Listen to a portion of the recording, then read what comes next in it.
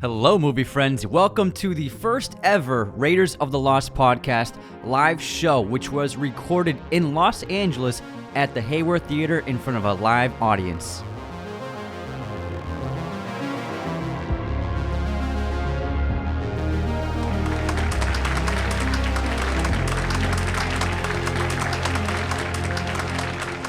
Come on. Who's not surprised? It took me, I came up with that opening like a week ago. I'm like, Also, I woke up in the morning. Great job on that. Thank you, appreciate it. I have a genius idea, Anthony. Let me run it by you, and then I put it together. It's the peak of the show, honestly. I don't think we can top that. So I hope you enjoyed that. If you don't like the rest of the show, it's fine, you can leave, but we're very excited to be here. A lot of people came out from out of state. A lot of people drove out here, so we appreciate you. We also have 200 people watching right now on live stream. yeah, and people flew here. The boys flew from all over the boys. country. Got the boys out here. I can't believe more than 10 people showed up to this besides mom and dad, which wherever they are, make sure they're separated. Just kidding. Just kidding. They're fine in public. They're fine in public. But in case you don't know, we're performing live, but we're broadcasting around the world globally. 200 people tuning in around the world right now. We're chatting with them online as well, so we can Liv. see Hey, Evan. everybody tuning in. So we're going to do a good job and engage with everybody in the audience as well as on stage. Oh, yeah. And we just hope we put on a good show. And we can't thank you enough for We also everyone. want to say hi to our grandmother. Oh, yeah. Hey, Grandma. Hey, Clara. Clara's watching. 94 years old. Oh, but she's watching on a computer. Incredible. Love ya. How about we talk about Why how we're the show here. started? Why we're here? If you told me 3 years ago that we'd be on stage performing a podcast in front of people, I'd be like, what are you talking about, man? You're high. It's all because of 2020, honestly. It was the silver lining of 2020 and the lockdown of us starting the podcast. And at first, it was just, you had like a broken table, and we had curtains behind us, and no set. Bedroom curtains. That Bedroom was the curtains. backdrop. And now look at us. It's pretty nice. know. It's pretty nice. Well, it was like one of those things that like you talk with your buds, you're like, hey, we should start that project someday, and you never do it. You never get to Well, we around tried to it out. We tried it. We did a test, and I don't know what happened to that audio. I burned It's gone. it. You burned it. It's on fire. It's gone forever. And then like we had the opportunity with the lockdown. Anthony lost all of his freelance work. I was broke. Sorry, pal. No, I was you were getting the government paid money. by the government, dude. Thanks, Gavin Newsom. They were paying your bills, but he had the time to edit the show, and we came up with a great like. I did plan. everything. TikTok is the reason why we got a following. I'm sure who here discovered us from TikTok. Yeah, that's crazy. That's crazy. Thanks, China. That's awesome. So cool. I thought TikTok was just dancing videos until you... I tried to tell you Yeah. because I was trying to make it in the sketch comedy game. It didn't go so well. You're a funny guy. Thanks, I appreciate it. I Sometimes. tried, but it was not going well. I was not making. It was not financially viable. And then I thought was you like, were- I'm just gonna stop doing that. Let's talk about movies because we have a deep passion for film. And everyone's here because of that passion to film. And movies have always been an important part of our lives. We grew up in a sports town in Boston. It's like obviously Tom Brady and Red Sox and Bruins. Bruins kid, let's and go. the C's guy. But we always went to the movies. We always rented films at Blockbuster. Our brothers showed us a lot of adult movies, like rated R movies. We Rated weren't R, allowed not to see- adult movies.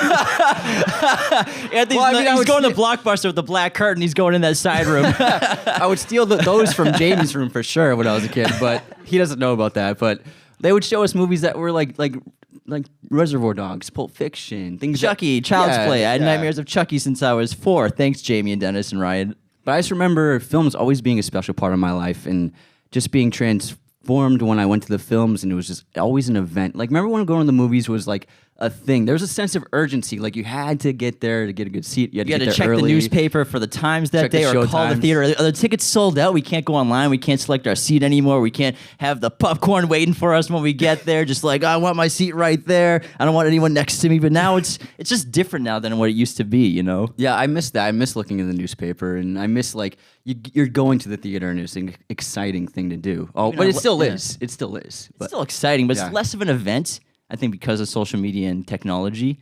But it's because still there's fun. because of streaming, it's kind of eliminated like that event of like always going to the movies to see a movie, unless it was airing on TV or you had a I'm rental. gonna turn my chair so I can see you better.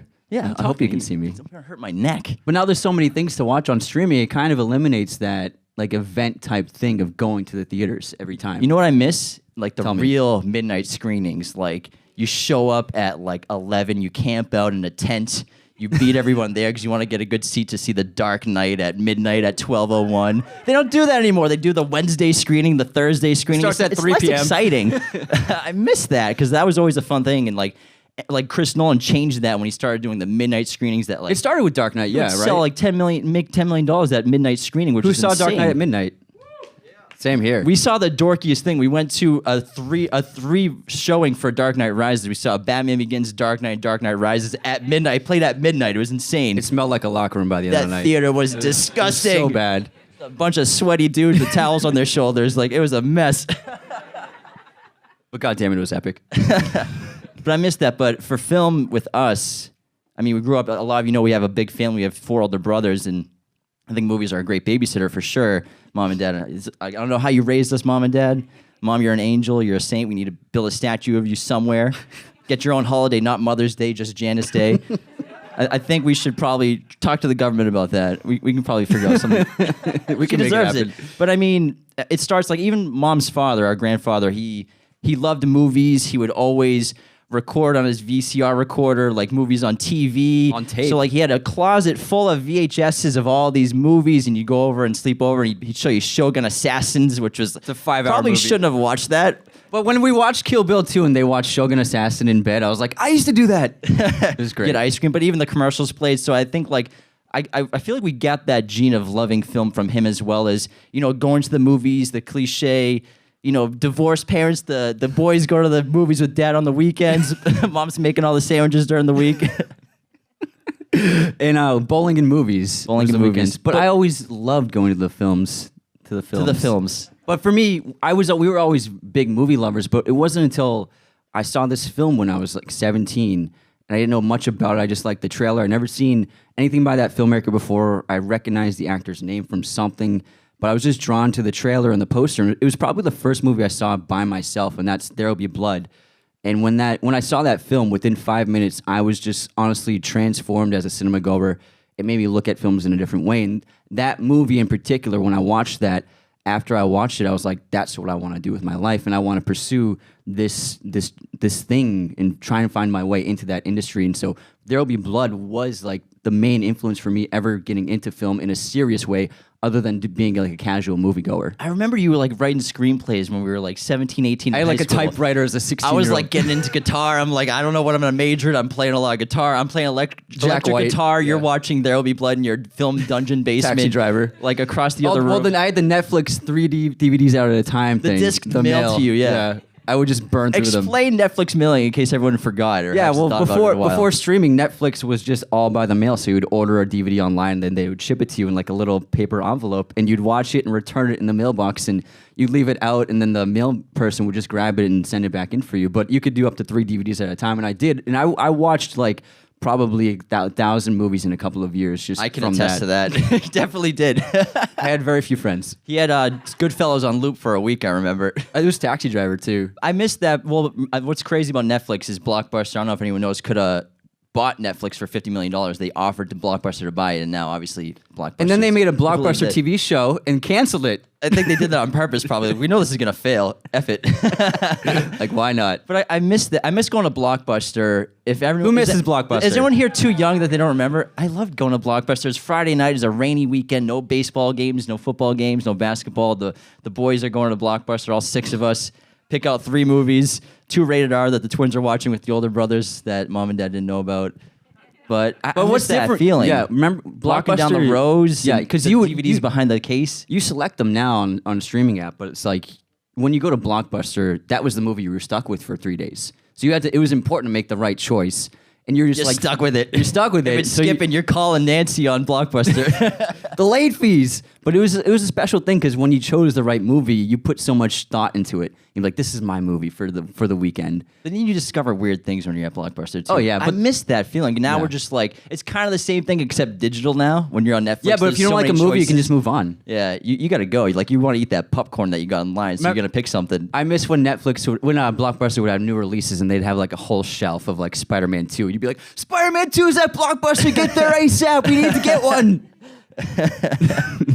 I miss it, man. I would love to also talk about, why film is important. Obviously, pretty much everyone here connects with film in a different way, or you're passionate about it, especially the people who traveled so far to come here. We appreciate you so much making the journey here, but to us, film's always been just an ultimate form of communication. It's, the greatest form of creativity and art in humanity, I think. Storytelling's been passed down since the start of civilization, even before then. And I think where we're at with film, we're so lucky to experience movies and to go to the theater and have that entire event-like experience, even though it's changed a little bit. But even the luxury of being home and watching movies at home 24/7 whenever you want, we're so fortunate. I try to always remain grateful about that 24/7. Yeah, it really is just a contemporary art form, because we actually went to the Academy Museum yesterday, and they had a great exhibit showcasing the earliest versions of film in like the Lumiere brothers. They built the first camera, and they would just film mundane things like a train coming in to the station or people exiting a building, and that was the most mind-blowing thing people had ever seen. And it would be like a traveling show. They would take from circuses to circuses, traveling around the world, showing these little minute-long clips of just the most trivial things. But back then, nobody has ever seen anything like that before, and that was just 120 years ago. Now we have such an influx of that art form, and it's an amazing medium. I think that storytelling in filmmaking is the greatest art that humans have ever created, because it can connect you to someone from around the world just from their story. You can relate to someone from some other foreign country who has nothing to do with you, but you watch a film, you're basically watching like a capture of their life, and you can connect with them on a deep emotional and human level. But then you can also watch like a big blockbuster and be entertained and have a great time for 2 hours and have fun with your friends or your loved ones. So it's an incredible art form, and something that I feel very grateful that I live in a time in this world where we can just watch films and just communicate through them as well. We're so lucky. It's like an artifact of history, too. There's so many movies that show you what life was like in a certain era. You can read history books, you can read novels that people write that went through things, but I think visually watching something like Schindler's List or Saving Private Ryan, 12 Years a Slave, these movies really connect us to the past and how far humanity's come in civilization. John Wick as well. To understand... Yeah, I think I'm back. I'm thinking I'm back. I'm trying to do the John Wick hair right now. You got the Chalamet hair. The Chalamet? No, I don't know about that. Does he have the Chalamet hair? Yeah. Woo! Thank you. I'm blushing now. But it's like a time machine film, and that's why I love it so much. You really can understand what the past is like or what events were like, or put yourself in someone's shoes really accurately, to put yourself in that position and really understand the world and where we're at right now, whether it's a movie that takes place in the 12th century or the 1800s or present day. Yeah, absolutely. And it's turned into our own thing. Like, we made a film when we were 20. We didn't know what we were doing. It was a feature film. It's an hour and a half long, and it's online, but I privated it. But I deleted that off the internet. But we just couldn't help but like want to tell our own story, and it's something we've always been drawn to. And we just had the amazing experience of making our own short film this past month, which went so well, and we're very proud of it. It was called Midnight Ruin, and we actually showed it to a couple of our friends yesterday, a little private screening, and it was just like vindicated like my love for filmmaking. And the podcast has been an amazing thing that happened in our lives, to be able to do this full time as our jobs, and it's allowing us to pursue actually making the creative endeavor of making films, which is so important to us. Yeah, the goal wasn't to make a podcast when we were like 15. Like, we should make a podcast. That wasn't even a thing. That wasn't even a thing at all. And the goal has always been a trajectory and a career towards making movies for a living. That's the dream, and that's the passion, that's the goal, and whatever avenue gets us there. And the podcast was so incredible because you could say, like, somewhat creatively sort of in a slump, and you just get lost in kind of like your mid-20s, I felt. For me, personally, not you. It was this emo phase. Yeah. Too much Good Charlotte playing in the background.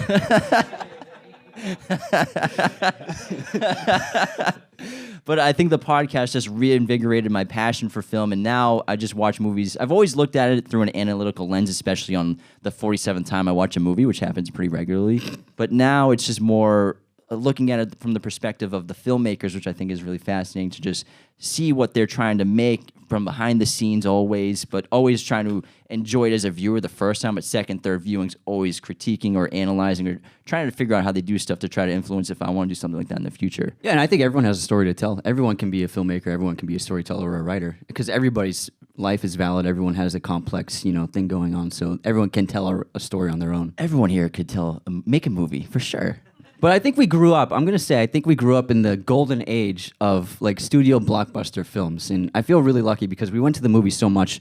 But I mean, blockbusters nowadays, oftentimes they feel kind of redundant and they're kind of becoming a little corporatized. But when we grew up, it was like Pirates of the Caribbean, Harry Potter, Gladiator, Lord of the Rings. We grew up with Lord of the Rings. How lucky were we? Isn't that fucking And it was lit? not tainted. It was not tainted. Kill Bills. I mean, the Jason Bourne movies, they are some of the best action movies, except for the fourth one, obviously. But they're just all perfect movies. The Spider-Man's, Gladiator. I mean, we went to the movies. We went to the cinema and saw Gladiator in person. Like, these are movies that, like, I still like feel like I feel so grateful that I grew up watching like Lord of the Rings. I have no idea what Lord of the Rings was, but I remember we were at the movies with Dad, seeing another movie. But then remember they had the big cardboard cutouts, and I was like, "What are these Hobbit things or whatever?" I didn't know what a Hobbit was, but I was like, "What They're are these people, dudes? Jim. They're what not are these things." dudes right here? And this tall, Canceled. 10 minutes in, he's already done. all right, last man, get out of here, bud. This is why we edit the podcast. This is our first live show ever. That's why. I said hot, yeah. Anyways, but I was curious, and then we saw it, and I was just blown away. And it's one of those franchises that I've always adored, and the most watched films of my life probably are Lord of the Rings. But that's something that going to the theater and seeing that in person, it just changed my trajectory of my love for film, and I wouldn't maybe have that passion for Lord of the Rings if I didn't, or these franchises, if we didn't see them in theaters. That's why I think streaming is so many pros and cons, but the con of not experiencing it as an event, kind of limits the love that you can feel for a project. But I miss the creativity in the difference of franchises, how they all were just like their own thing. I mean, there's a Sherlock Holmes franchise, I mean, National Treasure, I Am Legend. These are great big movies. Spielberg had some great hits, Minority Report, War of the Worlds. Couple hits in the 2000s. And then I feel like the early superhero films of the 2000s, the Batman movies with Nolan and then Sam Raimi, Spider-Man movies, and some of the early X-Men films, I still hold them in such a high regard in terms of the comic book genre. And I feel like we grew up in like a great time for the early days of big superhero comic book films. And creativity of like authenticity of what they get to hear. There it is. Inside joke of the show. And Also, also of what the creators wanted to put their vision to versus what comic book movies have kind of turned into the last couple of years. But like when you see movies like Blade and those early X-Men and Spider-Man and Batman, those are just on a different level than today. And then Pixar was really coming into its own with Finding Nemo, with Up, with Ratatouille, which is my favorite, Monsters, Inc. You kind of remind me of Remy. Yeah. I'm a great cook. With a rat on your head. I don't cook French food at all, though, so don't ask me to make ratatouille. But I just feel lucky that we grew up in an age, because nowadays films are definitely corporatized. There's a few companies own everything. AT&T and Disney basically owns everything nowadays. But back then, it was the beginning days of that. The studios were, we can make $100 million, we can make $300 million with this property. So the 2000s really were leading the course towards the corporatization of film nowadays. But we also grew up in the 90s, which I think was probably one of the strongest decades of film with its creativity. Every film was its own thing, and there was never anything repetitive. There were no legacy sequels. There were no origin stories. There were no reboots. I'm sure there's an origin story in there somewhere. Somewhere. But I think that the corporatization in the streaming days of that we're in now, they're kind of eliminating some of the artistic integrity of filmmaking. And artistic films are still getting made, obviously, but I think they're getting seen less and less than ever before. A lot of the great independent films that came out this year made very low box office compared to everything else. And obviously, these never were big box office hits, but you want those movies to make about 20, 25 million. The really big standout success from 2022 was obviously Everything Everywhere All at Once, which was a wonderful film, and I love. And I think it was one of the highlights of 2022. A film like that just blowing up, and it was a limited release, and I think the first weekend was like 5 million, but it just kept chugging along.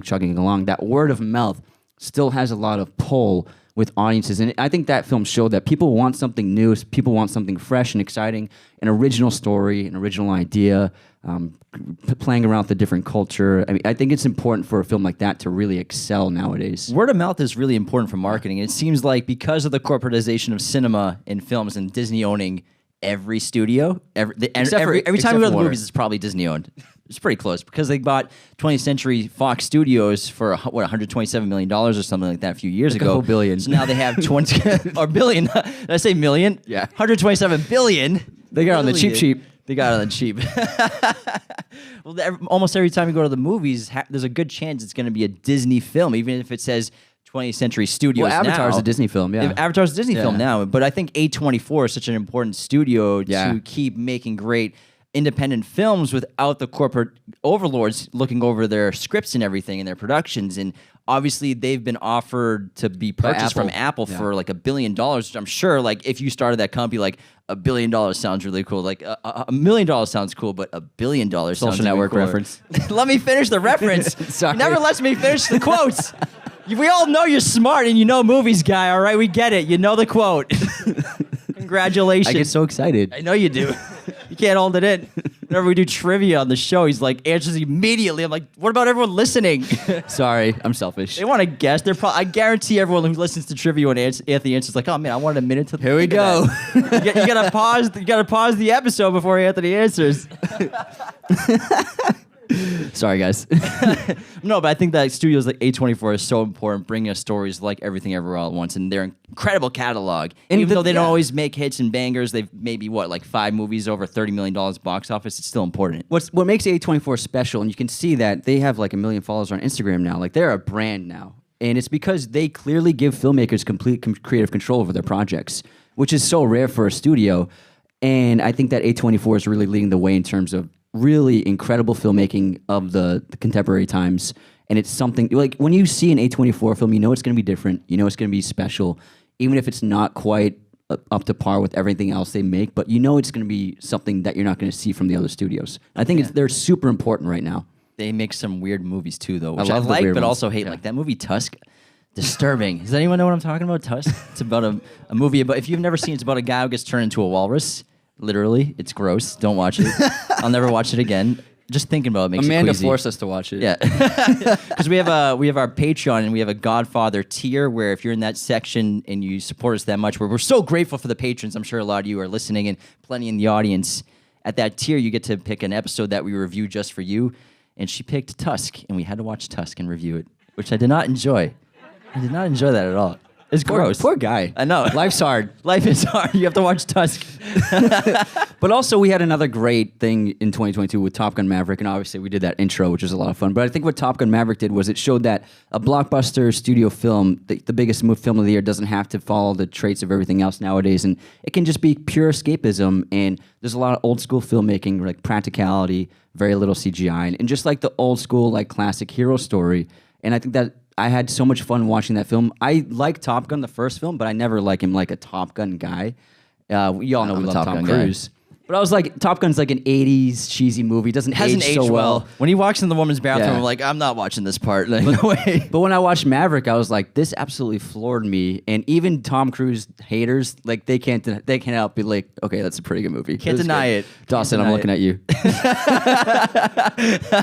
You love Tom Cruise. You know it. He couldn't make it. I know he was in the credits, everybody. I'm sorry. It's tough to get him to hear, you know? And it cost a lot of money just to get Nicole Kidman to voice over the intro. And then also, horror had a great year in 2022, and it's on such a high rise. Like I posted a photo of the upcoming horror films of 2023. It's like 40 really good movies that look like they're coming out in 2023. And the genre is at its peak right now, I think. And obviously, some of the classic horror films are the best all time, like Rosemary's Baby, The Exorcist, Jaws, obviously The Shining and stuff like that. But right now, we're like in an amazing time for any horror fan that you can, in April, March, in June, and later in the fall, there's going to be so many horror films to watch from really great filmmakers. And what I love about horror films, there obviously are a few sequels, but oftentimes they're just original ideas. Like we just watched Megan the other week, and it wasn't the best movie. Megan. It wasn't the best movie in the world, but it was different. It was original. You know, it's an original story. And I like that horror because they're often made in such a low budget. They can be creative. They can just be like out there, like what the fuck, whatever. Just try something different. Watch the F-bombs. Sorry, Grandma. Kids watching. Sorry. Grandma's watching. Sorry, Grandma. It was him, not me. Make sure you remember that on my birthday. Our birthday. Wow, I see where your head's at. He's cutting me out already. But as a horror fan, I'm really excited for the next year of films. Yeah, I mean, I love the studios right now working. A24, obviously, again, great horror films, and Blumhouse as well. Just bringing back what I think is so important is the psychological horror, which we lost kind of in the 90s when we had a lot of slasher movies coming back. Well, in the 2000s with the torture porn movies. The gore was crazy in the 2000s, which I understand, and I like some of it. Sometimes it's a bit much, but I understand it's necessary for the genre. Even movies like Terrifier 2, I get why it has to be in the genre. I will watch them someday, loaded, so I can sit through it. But I think it's important for the genre, but to bring back the psychological horror from the great films like Rosemary's Baby and The Shining, films like Get Out recently, and even just fun movies like Ready or Not, where it's just a crazy idea. It's so important to get Happy those Death out. Day. Yeah, Happy Death Day. But horror, the genre, is the strongest it's been easily since the 70s. It might even surpass the 70s pretty soon. And it was someone like Ari Aster. I can't wait for Beau is Afraid, because his last two films have been fantastic with Hereditary and Midsommar. But he's just always trying something different. And some filmmakers, they kind of have the same style, same kind of way of approaching storytelling, but he's someone special where it's like every movie is so different. In the Beau is Afraid trailer with Joaquin Phoenix, I was like, this is insane. I can't wait to watch this. And that gets me really excited. That so many young filmmakers nowadays are getting budgets to really tell stories that we've never seen before. My favorite directors are probably people that are so effective at creating their own tone in a movie, which is kind of hard to describe sometimes, but it's like when you're watching their movie, you know it's been directed by them. You feel like you're in a different atmosphere or environment. Like Stanley Kubrick was always so effective at creating his own tone. Like Yorgos Lanthimos is somebody, I think, contemporary that kind of is in that genre as well. It's like excellent at creating tone. You know you're watching a Chris Nolan movie. You know you're watching a Jordan Peele movie, but I think also Ari Aster is one of those filmmakers that really captures a tone so effectively to kind of transport you into his own world, his own bubble, whoever the filmmaker is. There's really only a couple handfuls, I think, that can do that, but those are some of my favorites. Yeah, auteurism, like they're auteurs. When you're watching a movie by them, you know it's that filmmaker. Tarantino's like, and also like it depends on the cameras they use, the lenses they use, the kind of film stock if they're shooting on film, but also the digital camera if they're using a certain kind of digital camera. But those are really great storytellers. When you're watching, like Wes Anderson is definitely one where you 100% know it's a Wes Anderson movie. It's a Wes Anderson movie going into it, and when you're watching, Owen Wilson's in it. Wow. But we have a lot of great movies coming out next year. I mean, Wes Anderson has a movie coming out with Asteroid City. He just cast everybody in Hollywood for that. Just everyone. More. Bring me everyone. More. Nolan with Oppenheimer as well. I think we all know that we're excited, the most excited for Oppenheimer, because we talk about it pretty much every episode. We talk about Nolan all the time. Yeah, but with Christopher Nolan, I think he's still like the only filmmaker of his day that no matter what the movie is, his fans are going to turn out. And he made a World War II movie that made almost $500 million. And like he can get butts in seats better than anyone can. Not even Spielberg can do that anymore. And there's something special about Chris Nolan. And I have high hopes for Oppenheimer. I just read a Jordan Peele transcript from a podcast he was on saying that it's his most anticipated movie of next year. Excellent taste in film, Jordan Peele. He's a smart guy. But with Nolan, you know you're getting something different on the large scale, which nobody else really does because he's making a $250 million movie with the best artists and craftsmanship possible and shooting in the highest quality format of film that you can possibly do with the IMAX film. And I think his fans understand, like, you know what? Even if you can't hear the sound perfectly, Jacob, you got to be in IMAX, all right? Go to IMAX. That's why. He doesn't care about if you're watching somewhere else. You got to go to IMAX. Sometimes his movies are loud. Yeah. Jacob's our sound engineer for the show, so everyone give him a round of applause. He's the reason why we sound good. We flew him out from Atlanta. Welcome, bud. We're so happy you're here. He makes us sound like buttery and smooth. Yeah, so smooth. He deepens your nasally voice. Like nasally voice. Some people say I sound like Aladdin. I get it. I get it now. But Nolan, I think with Oppenheimer, if this turns out to be as special as it looks just from the trailer, I think he's going to be considered an all-timer with that film. He's already an all-timer. Because this will be his 10th film, but he's made, a few studio films, but like now that would be his like fourth like creatively original film. And I think that will put him on the spectrum of like talking about Nolan in the same conversation as someone like Stanley Kubrick. Well, what I think was so special about Nolan, even though he's made 3 Batman movies and other big projects, I think so many. The original having an original IP make almost $1 billion with films like Inception, Interstellar made a ton of money, even though it was written by his brother. But still, the original IP in a world of IP obsession from studios where all they want to do is buy an IP up and make 17 origin stories out of it, make a TV series on their streaming platforms, reboot legacy characters coming back at the end of the film for the same old jokes, and kind of just the rise, the origin movies. I think in a world full of obsessiveness over IPs to try to get as much money out of an old title or property as much as possible from these studios, someone like Chris Nolan, he doesn't care. He doesn't need an IP. Obviously, he did the IP with Batman, but to make original projects, original ideas that make as much money as a Marvel movie is absolutely insane. It shows how much power he has as a filmmaker, and I think he's still one of my favorite all time for sure. I think he has the most power than anyone because he has complete creative control over his projects. And very few filmmakers get that. He wants $300 million and do whatever the hell he wants. Yeah. And he's going to blow up a nuclear bomb and no one's going to say anything about it. He didn't really blow up a nuke. He didn't do it. He didn't really do it. I don't think. I don't know. Well, my guess is that he created a bunch of different sized explosions to try and emulate what exactly that explosion did look like, and shooting on miniatures, shooting on small sets, and even larger scale miniatures to capture the aesthetic of it, but not actually using a nuclear Yeah, fusion. my guess is he made like a miniature giant city to maybe and then use the types of practical effects to make it seem like the mushroom cloud and everything like that. Oh yeah, all real. He didn't really do it. That's a war crime. He'd be in jail. He'd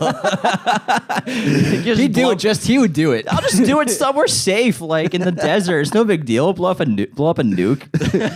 But we do have some really great new franchises. Actually, I think John Wick is a really great new franchise that's creative, it's original. And I watched that 4th trailer for John Wick 4. So I've been doing this thing. I've been trying to watch trailers in the theaters first rather than online. And because I remember when I was a kid and you could only watch the trailers in the cinema. And it was like a special thing, like, whoa, what is that movie? And so now Part of the experience, yeah. Like I did the same thing with Evil Dead Rise. I waited until I was in the theater to watch that trailer. And I hadn't seen the John Wick trailer for like 2 weeks. And then I went to see a film. And then that John Wick trailer played, and you were with me, and we were like, "Holy fuck, that looks insane!" Grandma, sorry, that's him again. Sorry, but I really enjoy like that franchise. Looks like it's getting bigger, more artistic, more creative, More origin stories. But it's really fantastic, and that's a really great new franchise that I think has a lot of legs. We're obviously going to see John Wick 15 in about a couple of decades. But I hope Keanu's still doing it. I don't want him to re-release. I want an old man with an IV on the pole walking around shooting people. I'm thinking I'm still here. And then the new Spider-Man animated franchise across the universe looks fantastic, and I think they did a great job with the first film. The new one looks very creative. The animation looks like they're really pushing the boundaries of what you can do with an animated film. It really sets it apart from everything else you're seeing in that genre of animated films, and that's a special franchise that I think has a bright future.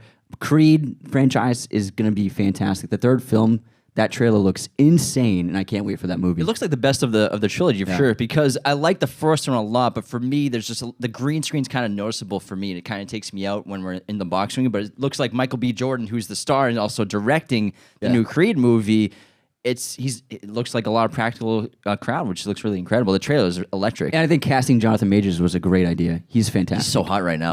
Hansel's so hot. But Evil Dead has a lot of legs with this new trailer. Then Wonka looks like it might be a franchise Oh soon. yeah, Timmy, come on, guy. So it's Wonka gonna be Origins. Wonka Origins, but it looks like they want to make a franchise out of it. What's funny is we had like, what was it, 20-something weeks in a row on our weekly chat every Sunday. We talk about all the news the movie news episode, all the news of the week. And we always have a joke that started with origin stories. And we had like 30 last year that are now, the movies are going to come out this year. So it's going to be fun to see all these origin stories. Lots of origins. And then also we got George Miller coming back with Mad Max. And Mad Max Fury Road, I think, is one of the great action movies of our time. I saw that film, and Masterpiece. It absolutely blew me away. I'd never seen anything like it before. And the filmmaking practicality, because we're so inundated with CGI, to see actual stunt work on a huge scale like that, to not just be like, oh, we're just going to do a couple things in front of the camera, then CGI the rest in the background. Like, no, we're actually going to do everything and just CGI maybe a couple of things. And most of the CGI in Mad Max Fury Road is they were just CGI mountains in the backgrounds to make it look like a different kind of looking desert from where they actually shot. That was like the heavy use of CGI in that film. And I love that. That's like, the namesake of the show, Indiana Jones, the practical stunt work in that film, the huge sets, the epicness of it. You can tell that it's not fake. You can tell that people are actually doing this. It really makes a difference. And so I can't wait for Mad Max The Wasteland, which is going to be Furiosa Origins. Origins, yeah. With Anya Taylor-Joy, right? Yeah, Anya Taylor-Joy, and then Chris Hemsworth is going to be playing the villain. So I'm very curious to see that film.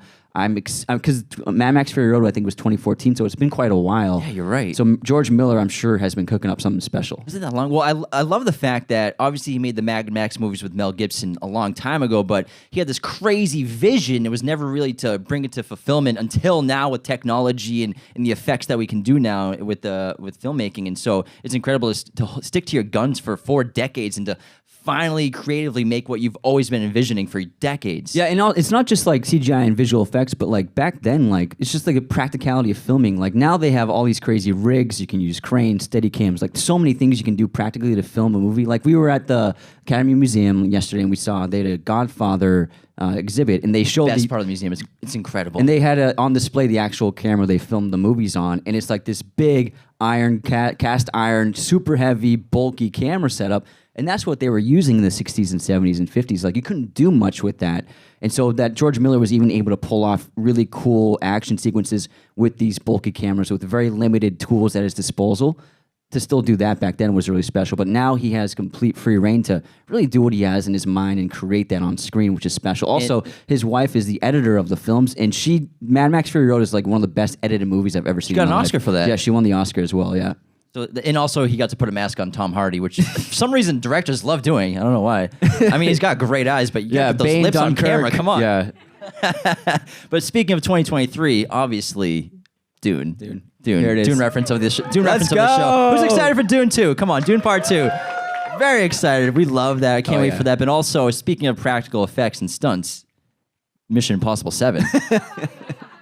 Dead Reckoning Part 1. These titles are getting ridiculous. Yeah, Mission Impossible 7, Dead Reckoning lot. Part 1. It's a mouthful. Tom Cruise. We'll still be there. Can't wait to do it. Can't wait to see it. Obviously, I don't know if anyone's seen the stunt photos of him taking a motorcycle and jumping off a giant ramp. They did a whole behind-the-scenes documentary of it. It's incredible what this guy does. That's why we love Tom Cruise so much. No matter how crazy he is or people think he is, he's the man. He's a legend. He's the biggest movie star in the world. No one will ever be like that guy. So that's why we love him. I have a lot of respect for him. Just he puts his life on the line to entertain people, and nobody really does that anymore. Jackie Chan was doing that in the 2000s, and Buster Keaton in the 1920s, 19-teens. But the stunt work is just really fabulous in those films, and they keep getting bigger and bigger. And he's going to space next year, so I love that he's really pushing the boundaries of what he can do. He's going to freaking space. Yeah, he's gonna be the first civilian to ever do a spacewalk ever in history, and it's gonna be for a movie. Yeah, I love Jackie too and Tom, and I love talking about them together because their stunt work's so different. And the two best of all time when it comes to stunt work in the modern era, for sure. Combining performance, but their stunt work's so different. Where obviously they're both putting their lives in the line. Jackie does it where he's gonna break all of his bones in his body at some point. But the best part of Jackie Chan movies were the blooper reels at the end. Absolutely, I love that. And you would see like Gefilte fish. Gefilte fish. What kind of fish is it? Gefilte fish. But you'd see Jackie like putting his body on the line and all of it. Every shot, it doesn't matter how insignificant the shot was. He just put 110%.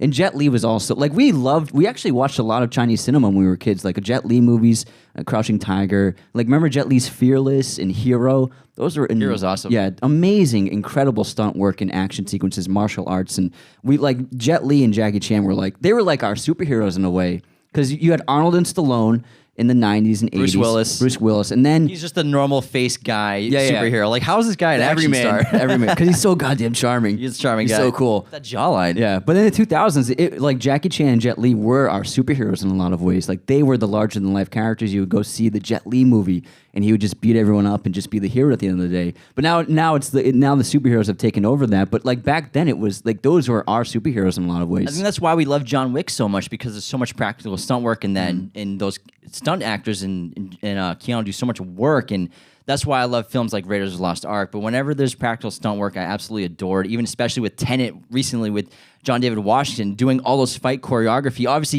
I don't know if anyone knows, John David Washington, Denzel's son, he's a former NFL football player, running back, so he's super athletic. So I think that's one of the reasons why Nolan cast him is because he did all that stunt choreography in reverse and forward. So I love practical stunt work, and whenever I see it, you just know the difference for sure, especially actors putting their life on the line. Obviously, you don't want to do it too often.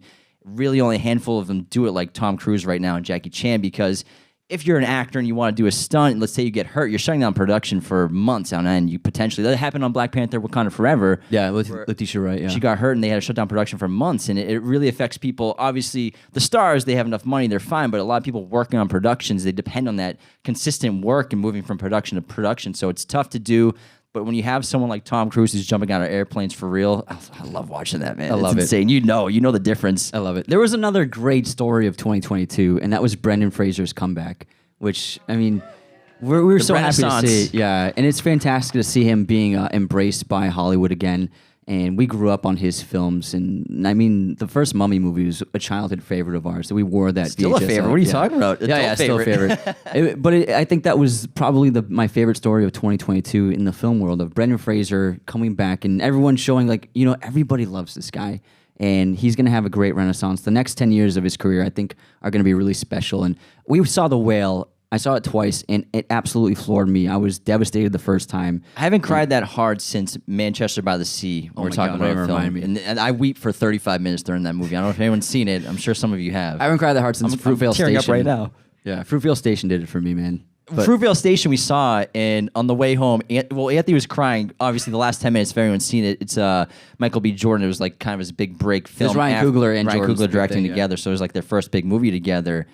And it's a tragic story. Anthony, I was weeping for like 5 minutes, but Anthony, the whole car ride home, he was breaking down. I'm like, "Are you okay? We man? walked through Are you theater, okay?" the theater lobby. I had to hide myself. I was sobbing. It was so embarrassing. I was like, I can't stop crying. The power of cinema and the power Yeah, of film. exactly. And I feel like you wouldn't feel that completely the same if you're watching at home streaming. And that's why streaming versus theaters, we'll always go to the theaters when you can. And you look at statistics, and film rewatch probability is so low when people are watching a movie for the first time on streaming. And even a movie like Prey, which I thought was really cool. It's the 7th Predator movie they've made.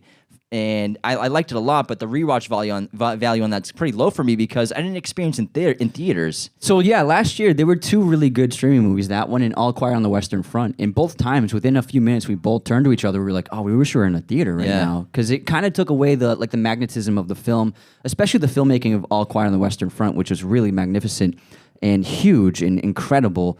And I felt like I was missing the experience watching it on my couch. And I prefer, hopefully Netflix and Amazon has actually made a commitment to doing theatrical releases for at least a couple of weeks before they release it on their app.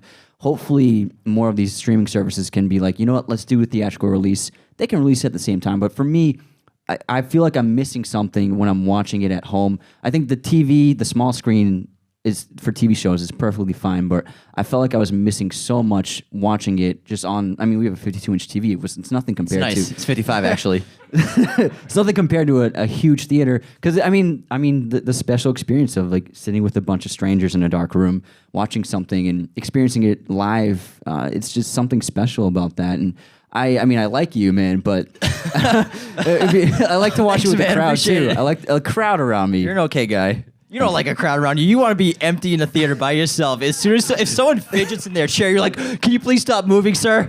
Let's be honest, Anthony. Let's be honest. Come on. You want an empty theater to yourself, or They can move all they want. It's you just want noise. it packed with mannequins, no one moving. Well, I swear to God, last week I went to the movies and this lady had her phone up like this, texting. She rose it up, so she wanted everyone to see she was texting. I don't know. What was she writing? Do you remember? Could you see it? I don't know. I politely asked her to put her phone away. She's probably like, "I'm at the movies right now." I was very nice, but I am the person who I'll give you a minute if you're talking to be like, "Hey, be quiet." He's actually a good person to go to theaters with because he'll do that and you don't have to. You get a little embarrassed after, but he'll be like, "Can you stop?" Well, you know what? I do the glare if I can. I'll just the glare. But you know what? It's like when you ask someone to keep it down or to put their phone away, they look at you like you have 8 heads.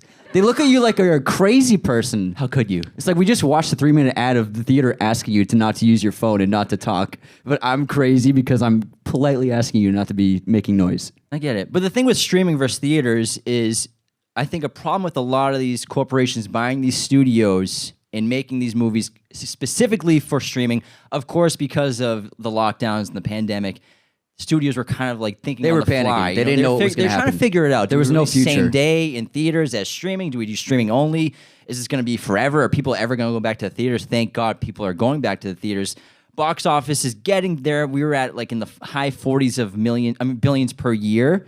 Right before the lockdown, I think 2019 it was 47 billion global box office. I believe it was the best year of film. Well, box every year was the office. best year of film for 10 years straight. And then lockdown, we're right now. It's like Bitcoin. 2022, I lost all my money on Bitcoin. 2022 is 27 billion global box office, which is, it's good. It's not super healthy. But it's still rising, though. It's getting back. Yeah. It'll get there hopefully someday, but I think still some people will never go to the theaters again. A lot of people will never go in public again, which is fine. And obviously, in streaming was eventual. I think this just expedited the situation, whether it's streaming it versus theaters for TV shows and movies, or remote working. That was going to happen at some point. Obviously, the startups were doing it. Google was doing it. Twitter was doing it. It was going to happen at some point. It just COVID expedited everything. Agreed, like real quickly. But the problem with a lot of these streaming movies, in my opinion, is they don't have to make a box office. They don't have to worry about making a great movie to get a return. Sometimes we get great movies. There are some gems in there, but sometimes we just kind of get the same thing over and over again. You're kind of tuning out within a couple minutes. You're on your phone. It's not the same experience. Rewatch value is so low. Some people don't even finish it. We don't even know what the real statistics are in terms of how many people actually watch this show. All the way through. Actually watch this movie. Obviously, they report what they report, but like, do we trust them completely? But they don't have to worry about making their money at the box office because Netflix burns money for a living. That's what they do. They just light money on fire 24/7. They don't care. They have so much money and cash that they can make these movies that they don't have the artistic integrity of when studios needed to make money at the box office to make a great movie or try really hard at it. Yeah, so I would say that's a good point because the studios used to compete against each other so hard, and it was like, we need to make the next Oscar winner. We need to make the next movie that everyone's talking about. And they would put all their eggs into like one basket and like really go hard into it, just try to make great films. But I feel like nowadays the streaming services and a lot of the studios, they're just trying to make as much as they can to get people on their app, to get people to subscribe, to keep people on the monthly payments. And so it's much content. Yeah, so it's quantity over quality right now. And I'm beginning to really see it in the oversaturation of like so many movies come out every year and so many TV shows coming out. Like you can't keep up with it all. And you really have to like, in a way, choose like a couple of apps to watch films and TV shows on because there's just so much content and the library catalogs are insane. There's just too much to look at. So we got jobs, we got cats to feed. Come on. They might be pursuing just like as many thumbnails for people to click on, and that's like their priority over, and also like just buying movies and redoing them again, and just doing not just a reboot, just like let's remake White Man Can't Jump. Like why? Why? It's a classic. It's perfect. It's perfect. How can you remake that movie? Origins. Where did they learn how to shoot the basketball? Origins. When she start watching Jeopardy, when she start watching Jeopardy. That's good. Because you watch White Man Can't Jump for Woody Harrelson and Wesley Snipes. That's why you watch it. There's like these two icons, you know? And I feel like they're kind of pursuing just like, let's buy IPs and redo them. And they're going to set in the same time period with the crop top. Like Wesley with that crop top. You can't can't replicate that. Come on. The guy's a legend. Woody Harrelson, I mean, that's a movie that I'm always happy about hearing the reboot because it's a classic. I love that. But actually, how about we give it a little update on the short film? Because I know a lot of people are curious. We wrapped production in December. It was only a 3-day shoot, but it was extensive. We were like 12 hours a day. It was 2 months of prep, though. Yeah, it was a lot of prep work. It was so much fun. It was a blast. We had a terrific time filming in different locations all over Los Angeles, in the deserts in Palmdale, which is only about an hour north. But how about we give a little update? Originally, we wanted to screen it here, but we can't because we would lose eligibility for entering and submitting to film festivals. Yeah, unfortunately. So I've been getting a lot of DMs about it. So we're going to do this festival circuit. So we're going to be submitting to festivals over the next several months. And there's different deadlines, different days to submit, different dates for every festival. So for about 6 months, we'll be sending them in.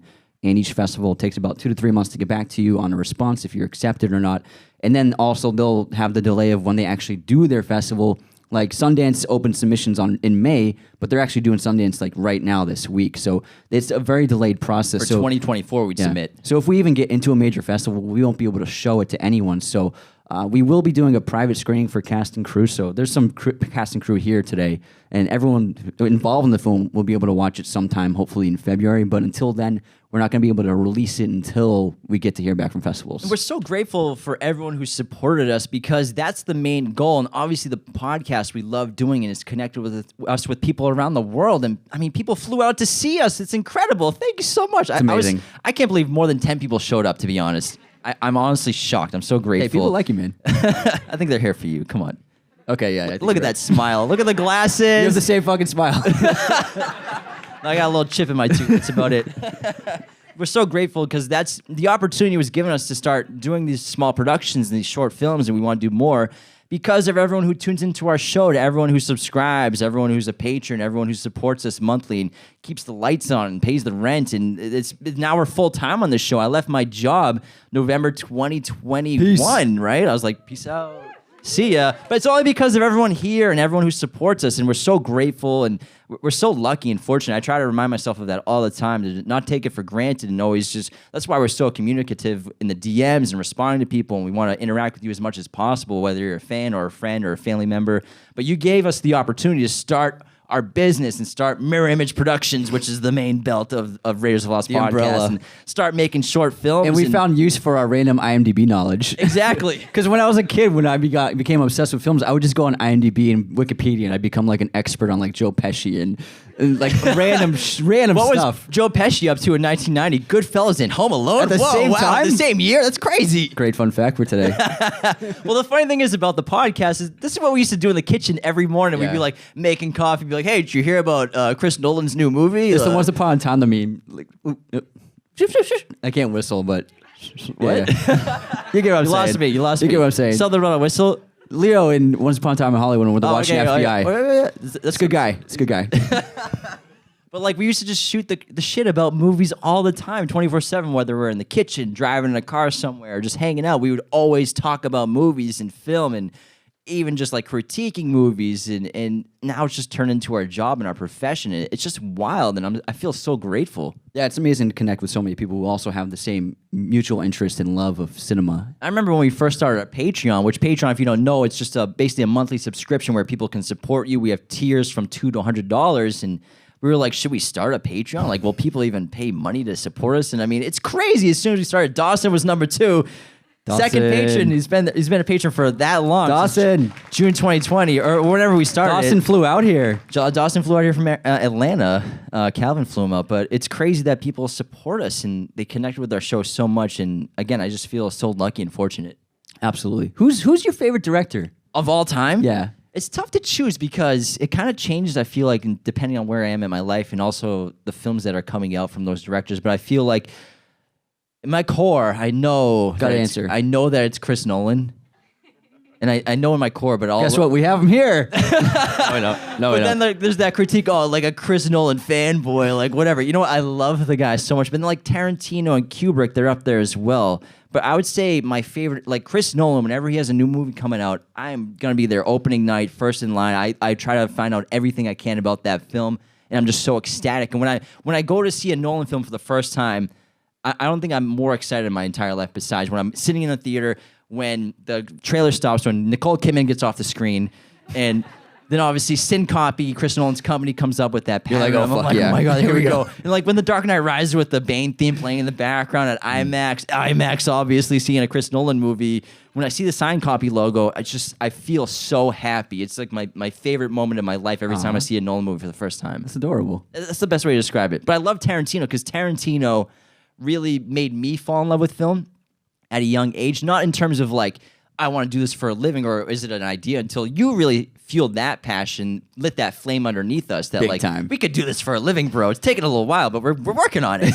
But Tarantino, like the first time I saw Reservoir Dogs when I was a teenager, and Pulp Fiction, and then Kill Bill Volumes 1 and 2, we saw those movies like 50 times a piece. I love those movies. I And- clearly remember seeing them in theaters too. They were huge. and I would say one of my all-time favorite movie theater experiences was seeing The Hateful Eight on 70mm film On Christmas. projected on Christmas Day back in like 2015 or 16 when that came out. And we can talk about film and digital for a little bit because film, you don't see it anymore at theaters unless it's a special screening. Projected. Like, Yeah. like actual projected film with a film projector, and it's beaming onto the screen with the actual celluloid. Most of the times you go to theaters since about 2004, 2005, you're seeing just a very high quality digital Blu-ray basically of the movie, which still looks terrific, but there's something about seeing film in person that it's a different experience. It's organic. You know, the best way for me to describe film versus digital is you go to like an art show and you see like an actual Art bro. paint, yeah, or like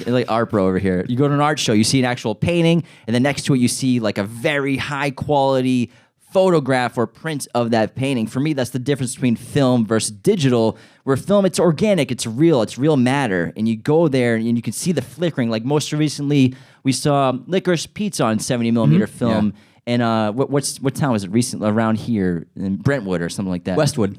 The Westwood Theater over there, beautiful, gorgeous, but like you see the flickering, you can hear the reel before it starts, before the movie starts, and you just know it's a different experience. Same thing when I saw Dunkirk in 70 millimeter. Same thing when I saw Interstellar in 35 millimeter. Whenever I see film projected, it's just a different experience. So I think digital and film, there's a huge difference, and I love when filmmakers like Tarantino, Scorsese, Nolan, Jordan Peele now are trying to keep filmmaking alive in terms of using film and using celluloid, shooting on IMAX cameras.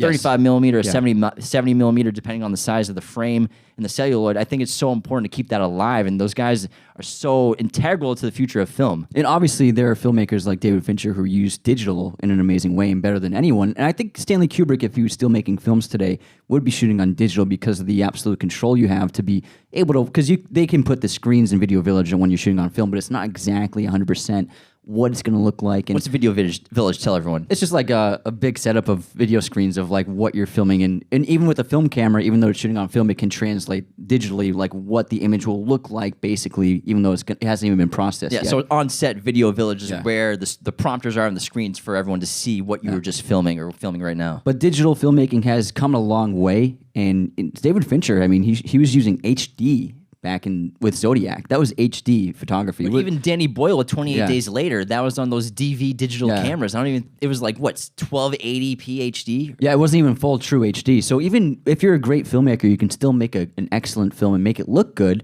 But 28 Days Later is something where you watch it nowadays and doesn't quite age properly visually. Didn't hold up well. You can see it's kind of a little pixely and a little just not sharp. But I think David Fincher has really come a long way with pursuing digital photography. He makes it look incredible, but also I find like a flatness to the image of digital for most other filmmakers. And oftentimes when I watch digital cinematography, it just feels like a little too much like I'm watching TV.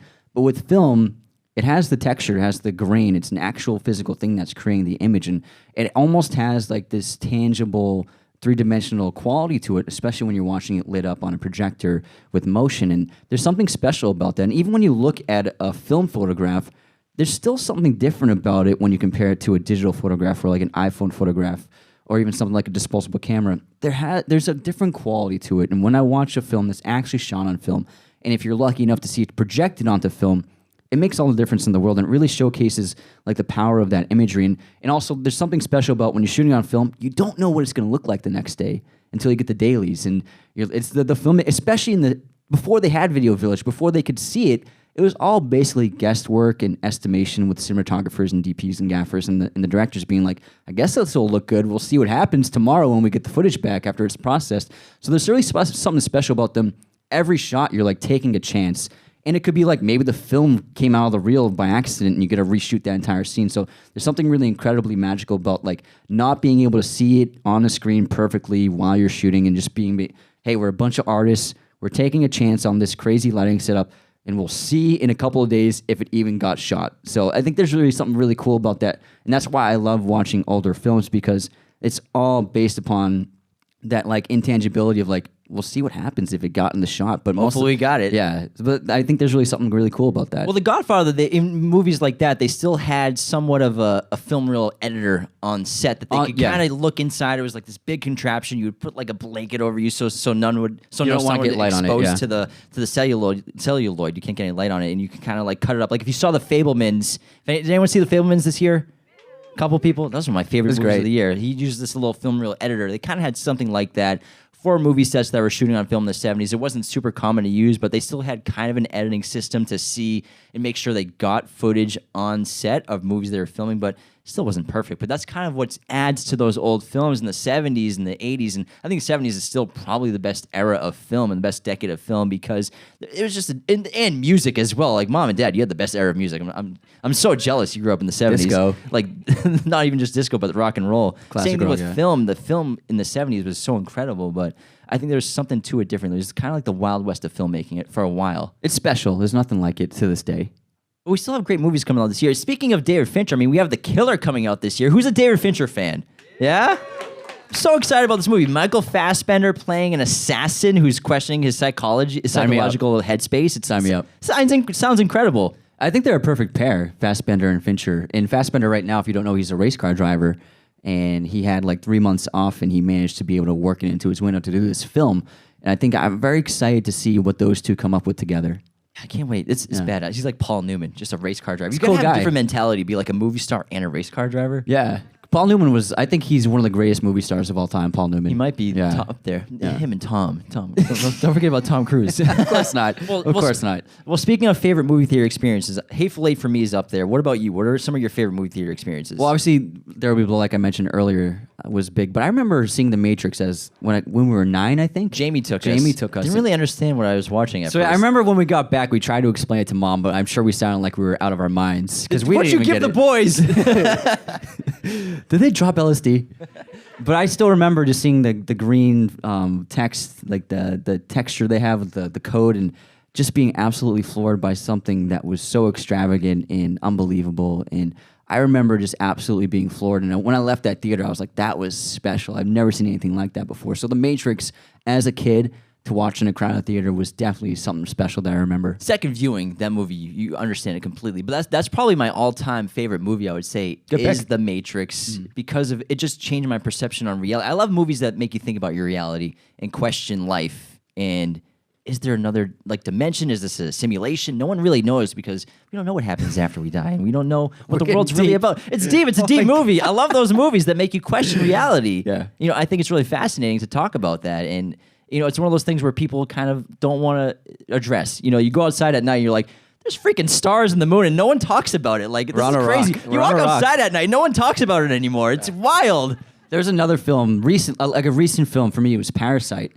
And I had been a Bong Joon-ho film fan for a long time. The first film I saw from him was The Host, which came out, I think, in 2005, but I watched it on DVD. That was on Amazon Prime for a while, too. Yeah, and after I watched that, I watched all of his films, like Memories of Murder and Mother, and I was like, man, who is this guy? This guy's films are amazing. So when Parasite was getting marketed and the trailers were out, I was like, I can't wait to see this. And when I saw it at Los Feliz Theater, I remember clearly, just by myself I think it was opening weekend, and I was just completely By yourself in the theater. How you like it? I love it. No one to distract you. But it was an incredible experience, and it's to this day one of my favorite cinematic experiences. I think that's a very special film, and it's like I try not to judge films too quickly with recency bias to be like, oh, this is the best film ever. But I've seen it, I think, 5 times now, and judging it, I try to judge it based on a lot of films from history. And to this day, I still think it's definitely a top 25 movie in film history. And I remember when that movie was over and the credits were rolling, I was just stunned and just in awe of what I just seen. And I came home and I was like, dude, you gotta see this movie, Parasite. You have to see it ASAP. And I haven't eaten a peach since. No peaches. That and Call Me By Your Name. That was James' second awakening. Yeah. I felt the same way with Parasite too, and that was one of those word of mouth films where no one was really talking about it until after a couple of weeks in release, and that's why I still think there's still that strength of word of mouth. Same thing with Get Out. Get Out had like a pretty low opening weekend, but word of mouth, that movie ended up making $300 million on a $3 million budget, which is wild. And then Parasite wasn't a huge budget. That pulled $300 million globally too, as well. And also it cleaned up at the Oscars too. Parasite won Best Picture, Best Director, Best Screenplay, and Best International Feature. And there's a reason why when Bong Joon-ho accepted his award, he thanked Martin Scorsese Marty. for his filmography, because that guy is probably the most influential filmmaker of all time. He's up there for sure, especially the last 50 years. And we love Marty. We talk about him all the time. He's top 5 filmmaker. I think he's your favorite filmmaker, My favorite, right? yeah. But he's top 3 for me, and I think Goodfellas is in my top 3 for favorite films of all time. But what he's done with film is incredible. But to see like someone who's such a prolific filmmaker internationally with Bong Joon-ho just thank an American filmmaker like Martin Scorsese to kind of give the recognition of where he came from as a filmmaker and what influenced him to make films like Parasite, and just to show so much homage to like such a great director like Marty. In that same year, Sam Mendes actually won the Globe for Best Director, and he also thanked Martin Scorsese. Is that for Skyfall or No, for- 2019? For 1917. Oh, yeah, that's right. So those That came out the movie's same year. awesome. 1917 was the front runner, and then Parasite cleaned up. I think deservedly so, but 1917 is still an all-time movie. It was a great year for film, 2019. We've had some great war movies recently. Obviously, All Quiet on the Western Front, but 1917, and then also what's another recent great war movie? I just lost my Hacksaw train. Ridge is great. Which one? Hacksaw Ridge. Hacksaw Ridge was awesome. Yeah, Yeah. I love war Terrific. movies too. Yeah. They're really fantastic. It's like that kind of time machine, a relic of the past, a great way to understand what the world is like. Yeah, but I think Bong Joon-ho and Sam Mendes doing that, they're showing that like Scorsese, especially in American cinema, his artistic integrity and his excelling of the medium, trying new things. Like Raging Bull is a boxing film, but he shot it all black and white, and oftentimes like surrealist filmmaking and incredible cinematography, so much incredible filmmaking. And he made several masterpieces before he even won his Oscar for The Departed, which is still a great film, but even compared to his other films, it's not even close. But Scorsese's also been able to bounce around genres like nobody else, whether it be dark comedy or like Gangs of New York, and to work with Daniel Day-Lewis and just get one of his best performances out of him, do something. And his collaborations with De Niro and DiCaprio are some of the best ever, but he really helped evolve the medium and the format in how you direct a film. And if you watch Scorsese films, even if it's Age of Innocence, which is a romantic period piece, like the filmmaking in it is absurdly incredible. It's incredible. And his camera movements, how he's using the camera, how he's editing, the production design, the authenticity. There's really nobody that's ever been like him in film history. But also he is standing on the shoulders of other filmmakers. But in America, with the creation of new forms of the industry, of new technology, of new practical ways of filming, as the new gear and equipment's being built and ways of shooting film, he's still using that to this day. He's still adapting to the times of new filmmaking. He might be the best chameleon of a director of all time. You know, he can kind of fit in whatever era. When you think about Martin Scorsese's career, every decade he arguably made, if not the best movie of that decade, or one of the best movie. I mean, 1970s with Taxi Driver, arguably the best movie from the 70s.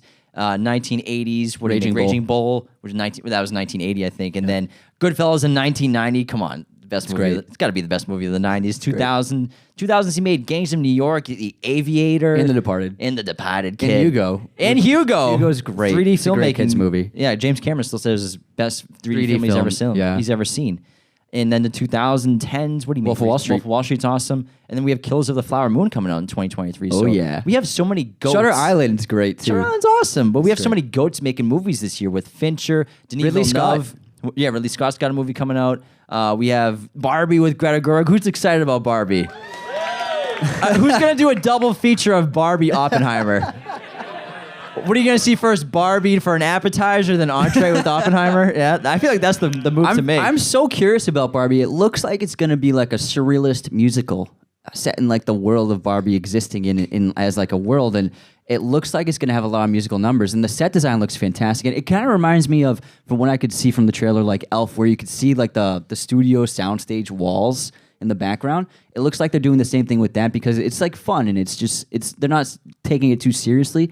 And I think Greta Gerwig and Noah Baumbach are amazing writers and filmmakers. So I'm very curious to see like a final trailer to see what exactly is going on there. Yeah, I was just so curious for the tone of that movie forever, because Greta Gerwig's going to make a Barbie movie. Like, what is going on? And then Mattel, obviously it's going to be a toy commercial at the same time, because Mattel, they're trying to sell those Barbie dolls. They're gonna slang those things for years now because of this movie, but the cast is stacked. But I was just so curious for the tone of that movie. We finally got that trailer. It looks really exciting, and I don't love musicals, but I enjoy some of them, so I think I'll enjoy it. I think it's going to be a lot of fun. We're big fans of Greta Gerwig, so it should be fun. Absolutely. And Gosling, obviously. The tan, it's probably fake. Judgy. So judgy. It's Hollywood, man. Is your tan fake? No, my tan's not fake. I run. Oh, nobody knew that. Nobody knew that. All right, Anthony, how about some other favorite movie theater experiences besides, for me, Hateful Eight, Interstellar, and just Nolan movies in general? We saw The Exorcist on Halloween night at Coolidge Corner Theater in Boston on 35mm film projection. Original print, too. Yeah, it was an old print, so it was like dusty and kind of torn here and there, but that added to it. But it was a packed theater, and it was like midnight on Halloween, and it was like 300 people in the theater watching The Exorcist on the big screen. And it was really remarkable, and everybody loved it. And it was just electric, the feeling in the room. And to this day, it's still definitely one of my favorite experiences. What was your favorite experience from 2022 in the theaters? Top Gun Maverick, baby. Yeah. How many times did you see it? I saw it 3 times. I saw it 4DX with Mo and Kelly. They're watching online, and it was the seats would move, so the seats banked left and right whenever like a jet would bank, and when the engines would erupt, like your seat would shake. It was crazy. And then whenever there was an explosion or gunfire, it would just strobe lights would go off in the theater. It was really immersive. I'm glad I did it for the third time watching it and not the first time, because it was a little distracting, but it was still like a great new way to experience the film. And Tom Cruise is right there running dialogue. She was rubbing my shoulders. But I think that Top Gun Maverick was just pure escapism, especially seeing it in IMAX with the sound, with the visual filmmaking of that was remarkable. With actually filming it on these jets, and it was so minimal CGI, and I was just really just having a blast. I was just smiling that entire film the first time I saw it. Top Gun for me is probably number one of the year, but also I love the Batman so much. That movie's incredible. Even though we've had, 9 Batman movies now, it still was different. It felt authentic, and I loved the experience there, and it looked great with Greg Fraser cinematography. But I will say that besides Top Gun, I think my next favorite experience I had in the theaters was The Fabelmans. And I don't know if anyone hasn't seen it, Spielberg still has it. It was a magical film about filmmaking, about falling in love with cinema, but not just falling in love with cinema, but falling in love with any kind of passion, whatever your dream is, and how someone develops that love for the craft of any kind of art form. And it was so magical, and I cried and I laughed like a dozen times, cried like 4 or 5 times, but laughed out loud a dozen times. It was hysterical. Did you cry and laugh? It was I cried laughing. It was so hysterical and so well made, and I just love that experience. If anyone hasn't seen The Fabelmans yet, I highly recommend it. Even though Spielberg has made 37 movies, he still got it. And then Everything Everywhere was really special, because I like the Daniels from Swiss Army Man, which is really like a bonkers film if anybody's seen it, with Paul Dano and Radcliffe. It's insane. And this still had the same tone of that, but both these films, with all the crazy humor, they still have so much emotional gravitas. And Everything Everywhere, I was shocked at how funny it was. Like the first 20 minutes of that movie, hysterical. Like the entire crowd was erupting in laughter, but also it was blending great emotional resonance, great drama, great interfamilial dynamics. But then this amazing sci-fi adventure, and I just really had an absolute blast watching that film. It was so emotional, so entertaining, so fun. It was definitely one of my favorite experiences of the last few years. We'd like to do a Q&A as well, so we'd love to take questions from the audience. Ask us anything you want about movies. You want to give us a film topic, that's cool. Ask us a question about anything. Also online. And yeah, so online as well. So anyone ask anything you want. We'd love to just communicate with you all in the audience and online. So does anyone have any Q&A questions? Here we go, Dawson. Better not be inappropriate. Grandma's watching. So what's your beef with Return of the Jedi, man? Like, what's going on there? What's going on? Still not over it. So Dawson's favorite movie is Return of the Jedi. And we don't have beef with it. We just don't think it's the best Star Wars movie, all right? It's top 5. It's good. It's good. Exactly. It's a good one. It's got a great ending. Empire Strikes Back is the best Star Wars movie, hands down. No, not a chance. Sorry. Here they come. They're coming in hot. Revenge of the Sith. I'm sorry. But hey, man, I don't have beef with it. It's just Empire's lit. The movie's amazing. I have beef with it. I think it's boring. It's boring. It's boring in the dance first hour. party at the end. It's a little much. Yeah. Selling toys in that movie. Unsubscribed. All right. Any other? Come on. We'd love to hear from anybody. Online, does anyone have a question? Here we go. We got a question right here.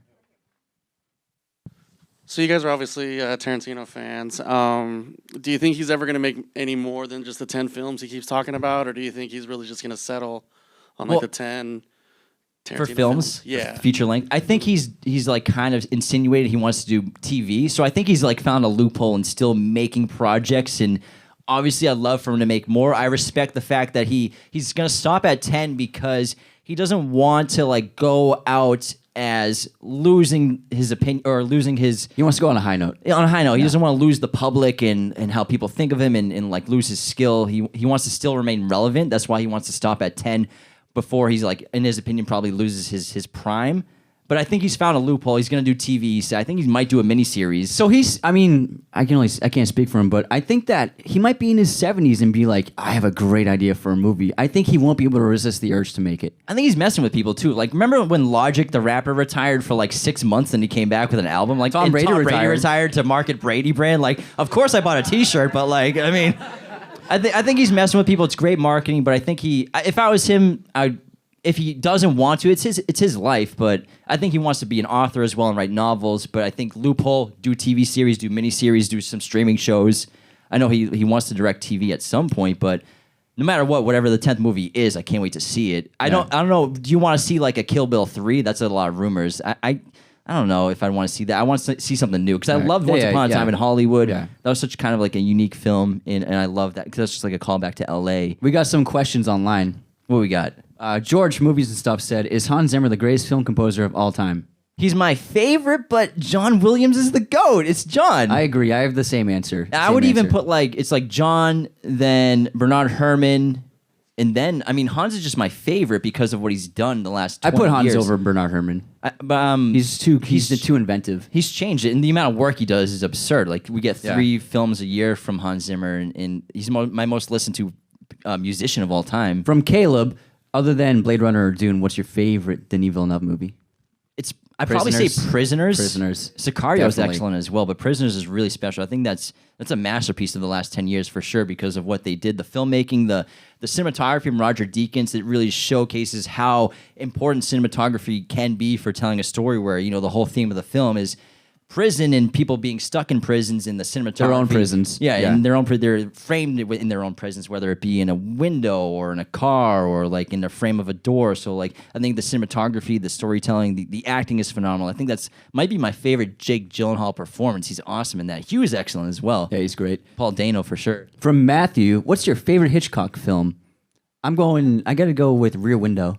I think it's incredible, and also the entire film is just in one room, and yet you have one of the most suspenseful, thrilling films of all time. It's really remarkable cinematography, camera work, and acting. I think it's James Stewart's best role. Grace Kelly's great co-lead. And just to make one of the greatest films of all time set in one room, he doesn't shoot outside the room. Everything you see is through the window or inside that small space, and it's really something special. The Whale reminded me so much of Rear Window. Similar, because if you haven't seen it, the entirety of that film takes place in one setting, one interior location. You kind of go outside a little bit, but same thing with Rear Window. Only great filmmakers like Aronofsky and Alfred Hitchcock can tell an effective and all-time story from one location. I love that a lot, but I love Psycho, obviously, and North by Northwest is incredible. Rope's super underrated. Rebecca's really great. So you said name off every Hitchcock film, movie. so I appease everybody with this. All right, Psycho. Just pick one. Psycho. Thank you. Cliche. Answer the question. Do we have any more in the audience? Jacob, we got a bunch over here. Yeah. So Calvin, just do all of them. Sorry, I got it right here already. Anthony, you touched on it a little bit earlier. I just feel like sometimes I feel like I'm like overloaded with content, and like in the industry right now, I feel like it's just like pump something out and it's just so disposable. But some of my favorite experiences, something that like I can watch and like I'll be thinking about that film for like the rest of the week or a while or revisit it constantly. And I feel like that's what's really, really important. I feel like I'm kind of missing. It's just like I'm overloaded and like I can't catch up or keep up with everything that's coming out. Just wondering what like your guys' thoughts on that. Well, that's a great point because what really makes a movie rewatchable, I think, is when you see it, when you make an experience the first time you see it, when you watch it on a big screen in a crowded theater, it's more of an event, and you remember that experience rather than, you can watch it on your laptop in your bed. You're not going to really remember, I remember watching that movie on my phone. Like, that's not really a thing. But I remember seeing that in a packed theater and 200 people were laughing together. That's something, it makes it rewatchable because you're kind of connecting to that moment from your past of it. It's an event. It's not just another thumbnail you clipped on Netflix. It's like an experience you had with other people. So I think the best way to make movies rewatchable is to release them in theaters. But it's also a complex and nuanced issue because every movie you saw that was made before 1995, because you weren't remembering movies, you saw streaming or you rented it, so you still saw that at home. But I think because movies have changed so much in terms of the corporatization of cinema and how they're pumping out movies not for box office, just for content, it's changed the landscape of like the average movie from before streaming was usually a lot better than the average movie that comes out today. We still get great films, but obviously the first time I saw Pulp Fiction in 2001: Space Odyssey, I didn't see it in theaters. I wasn't alive really for obviously 2001, but Pulp Fiction, I was very young for Pulp Fiction, but I saw that on TV for the first time. But still, those movies were such masterpieces that it still sticks with you. But I think because of the overload of content that you're talking about, they don't stick with you. The rewatch value is super low, which we were talking about earlier, because it's not the same experience, and they're not trying to hit a box office anymore for half their movies. They're just trying to just keep people entertained and click the play button. Really, for a lot of films, there's still plenty of great streaming movies that come out. Like we like Prey a lot, but that movie has a low rewatch value. I don't really remember it too much because I was in the living room watching it with Juno. And also, you. but the influx of so many movies to watch, you kind of like, oh, there's so many movies to watch this year. I'm not going to rewatch a movie I watched last year. I think that's a problem too. I agree. So many. All right, we got some more questions over here. What's going on, guys? What's up, Hey, bud? So this is about Babylon. Did you guys see that one yet? Saw Babylon, yeah.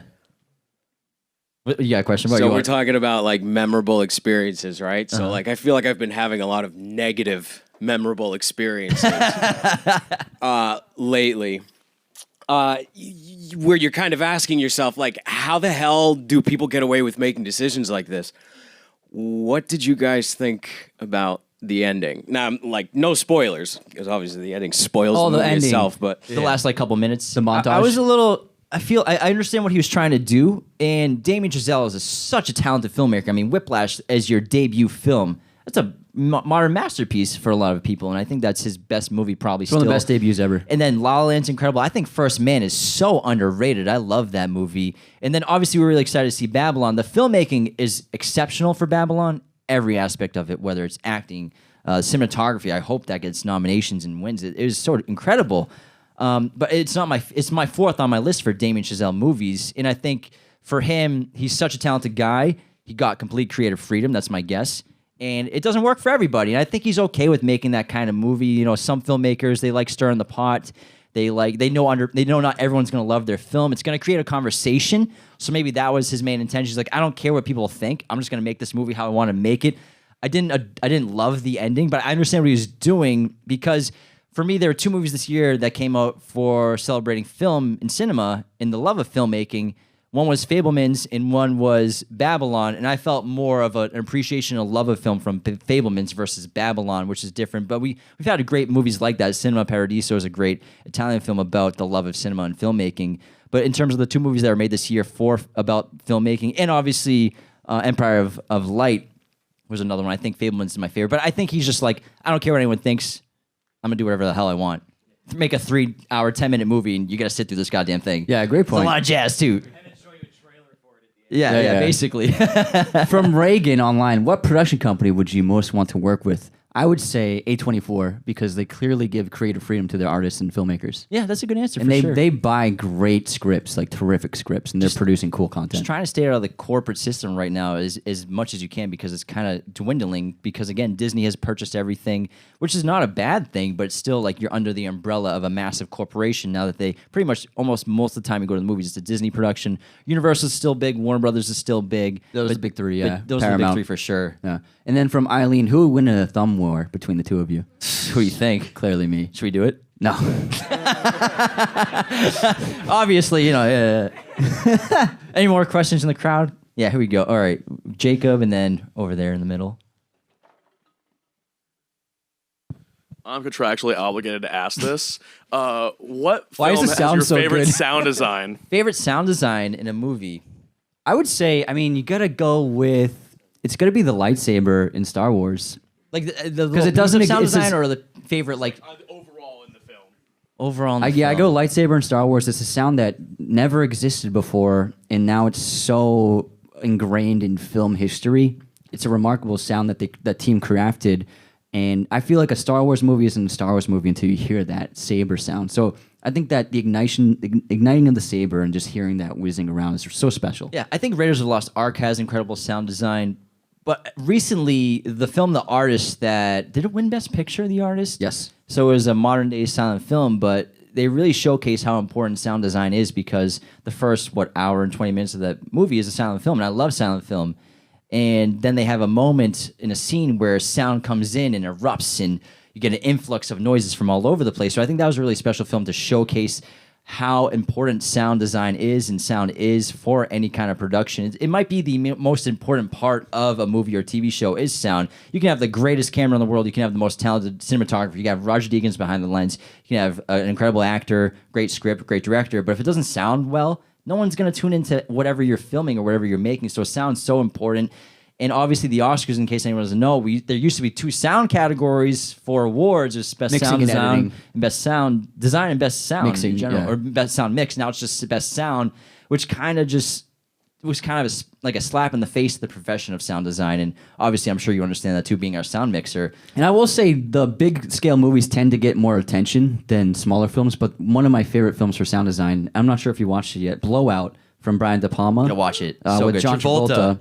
He plays a sound designer of films in the movie, and De Palma really experiments with showing the audience how film is dependent on sound and audio to really make it work. And they do great sound design in the film, but also showcase what that work is like. And it's a really special movie to understand a vital part of the craft of filmmaking that is very rarely highlighted in any other movies. The quiet movies always like The Artist, and also A Quiet Place Part 2, to showcase how important sound is for storytelling as well. Like that, A Quiet Place, the first one, Part 1, you barely hear anything for like the first 25 minutes of that movie. There's almost no dialogue spoken. It's all sign language for the first half hour. All you hear is them like kind of tiptoeing through the grocery stores and the crinkle of their bag of chips and stuff like that. And so films where there's limited sound, because it shows you the spots you really need to use sound, showcase how important sound is. So I would say like A Quiet Place and The Artist for me are probably my favorite uses of sound design. Great picks. Thanks, pal. Appreciate it. We have more questions. Who we got? Oh, yeah. We do Sammy, and then up here in the third row. All right, so I love going to the movie theaters too. What is your favorite movie theater in Los Angeles, and then your favorite theater you've ever been to in the world? Great That's a great question. I love the Westwood Theater. That's Yeah. where we saw Licorice Which Pizza. one, though? The one in Brentwood. Or it's in Yeah, Westwood. there's 2, It's in right? Westwood. The Can't one remember. next to each He other. loves it so much he I can't love it so remember much. Because it's just one really big theater, one screen, and they always deck out for premieres the entire exterior of the show of the theater. They deck it out. When we saw Licorice Pizza, they had like the pinball machines and everything like that. And I just love seeing film projected there. But we love IMAX, we love AMC's.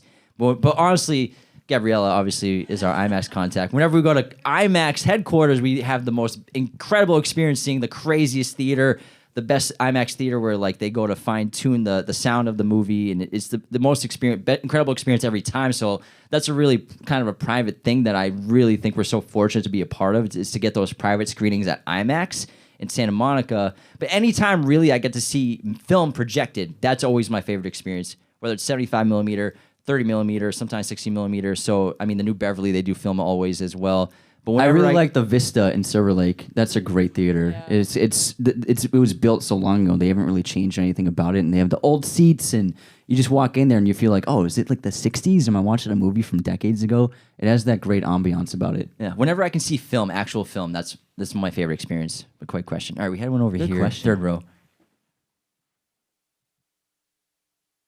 Hey guys, I know you've talked about like the importance of international cinema on the podcast before, but I was just curious if you guys think that there's like a space for it to grow in the U.S. Because like I feel like it started up again with Parasite, but then like I haven't seen any growth, and I'm just curious if you guys think that there will be growth. That's actually a great question. Because we talked about Yeah. with obviously Bong Joon-ho's Parasite made $300 million, brought up earlier, 2019. And then Decision to Leave came out, same country, South Korea, from Park Chan-wook. Did really poorly at the box I have office. some numbers. So Decision to Leave only made $2 million in the U.S. box office. After Sun only made $2 million. Triangle of Sadness only made $4 million. Tar only made $6 million.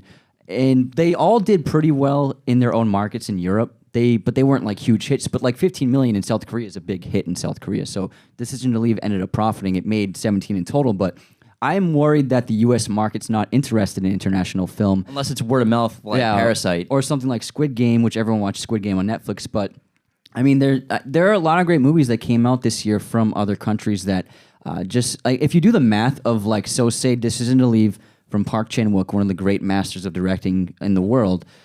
if $2 million was the box office, that's maybe like 150,000 people saw it in America. That's a really small number of people. So I actually am worried about. I'm not worried that these filmmakers won't be able to keep making movies. I'm not worried that it's not going to be a thing. But I'm worried that American audiences aren't interested in them anymore. Yeah, and you watch a lot of international filmmakers, especially some Mexican filmmakers. So we're talking about Cuarón, Alejandro Iñárritu, his latest film Bardo, Cuarón did Roma, which was maybe my favorite international film the last 10 years. That is an absolute masterpiece. Those are both Netflix movies. Obviously, they're going there because they're guaranteed they're going to have basically creative freedom to make their movie, which you want from these directors because they're some of the best of all time. I mean, Iñárritu's got 2 Oscars. Back to back. Alfonso Cuarón, does he have an Oscar yet? Yeah. So he won Gravity. for Gravity. But I mean, he should have won for Children of Men anyways. He made the best Harry Potter movie with Prisoner of Azkaban. Oh, yeah. But these Mexican filmmakers, international filmmakers, of course, it's great they're getting budgets to make movies for streaming platforms, but they're not getting the box office and international attention from audiences going to the theater. It's just kind of another thumbnail that kind of gets lost because I think Roma is so powerful of a movie and such an incredible story that if you haven't seen it, I hope you watch it. It's on Netflix. But to get their complete creative vision is incredible. But I am worried that we have the hits once in a while, movies like Parasite, but still this year's proved that international film isn't really being digested by audiences in person, which is kind of a disappointment. Yeah, and it's ironic because so many contemporary films, especially independent American films, they're highly influenced by international films. And so if you like films that come out in America that are independently made and more creative, like they've been being made for decades in places like South Korea and Japan and all over Europe. So that was really the forefront for contemporary creativity in filmmaking in Hollywood. Was really big in the 60s and 70s with that. And then with the 90s and the 2000s, they got very corporate and studio driven. But then Europe and Asia really took advantage of excelling creatively with films. And now America is catching up, but nobody's really seeing those films anymore, which is kind of sad. They need that word of mouth. Even All Quiet on the Western Front, coming from Germany, incredible movie. Again, it's a Netflix production, a Netflix film released online. You could get very limited screenings in theaters here and there. I'm sure there's a wider release like in Germany and everything. Yeah, for sure, yeah. But still, even an incredible film like that, and Decision to Leave, which came out this year, disappointed they didn't have the box office numbers that we were hoping they would have. But also, I mean, it's also a problem is like when you look at the movies that are coming out this year, it's like every week there's a huge American release, and it's like not everyone has the time to like go see these films, and there's so many other films coming out. There is a problem of oversaturation, which I think is affecting those films. But we are in the mecca of filmmaking in America, in Los Angeles specifically, and films being released, and directors and filmmaking. So many international filmmakers come to America to make their movies, so you understand that for sure. But we do have the film community has grown so much. People are going to see movies probably more than ever, whether it's in theaters or watching movies more than ever with streaming as well. So the film community is growing. It's getting a little more toxic for sure on Twitter. Absolutely, I run the Twitter account. It's not that I don't fun. touch Twitter. But the film community is growing, I think, and people are paying more attention to international film. I wish they would go to the theaters to see their movies, but I think they're watching those films online, though. Yeah, I agree. So I think eventually these films find a home. But I wish because when they do well with box office, it becomes news stories, and that builds word of mouth. When Deadline runs an article about, oh, this movie had a great opening weekend, Hollywood Reporter, oh, this international film made $6 million, that gets people to be like, oh, maybe I should watch this. So it's important to get that press with success at the box office. Yeah. Great question, though. Any more questions? We got one over there. In there. Where's Hey, boys. Hey, bud. Thank you for the show.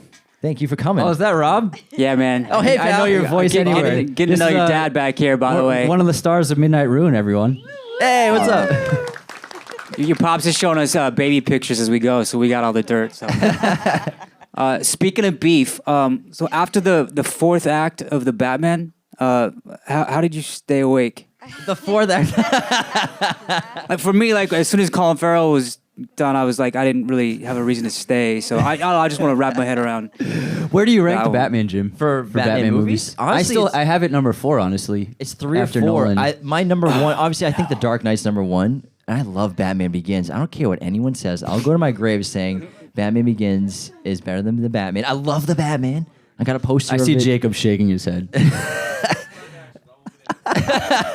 Well, you got 2 Tim Burton movies after that, so you're putting it 4.